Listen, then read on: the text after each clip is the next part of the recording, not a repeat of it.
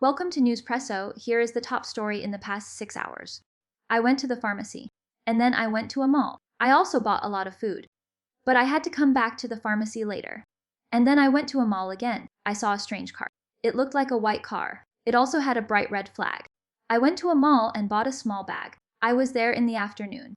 He had a history of mental health issues, and he was also a smoker.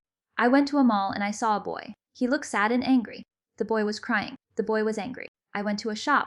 He had a history of mental health issues, and he was also a smoker. I went to the shop and I saw a boy. The boy was crying. The boy was angry. The police officer saw the man with the child, and he took the child away for a safety check. While walking past a cafe, she spotted a pit bull mix tied to a truck, looking exhausted and in pain. The dog was in distress. The vet's oath says you have to help those who can't. Hergen Reeder brought him to her clinic 2 hours away. She treated a severe urinary tract infection, removed a rotten tooth, and cleared him up. It was a quick but crucial turnaround for an animal that could have faced worse. The 2-hour trip was a small price to pay for a life that might still be saved. The twist came when Hergen Reeder discovered that the dog's owner was a homeless man named Chris Hamilton. He had no permanent address and no paperwork for his dog. The lawyer who worked with Hergen Reeder argued that the dog's status as a stray meant she could keep him. But the jury saw a different picture. They believed that a bond existed between Vinny and Hamilton, and that the vet had broken that trust by refusing to return him. In a 2-day trial, the jury found her guilty of misdemeanor larceny, a charge that doesn't usually land you in jail. On Monday, Judge Angela Ross didn't let the situation go unpunished. She sentenced Hergen Reeder to 10 days in jail, not only because of the misdemeanor, but also because of her failure to see the full context of the case.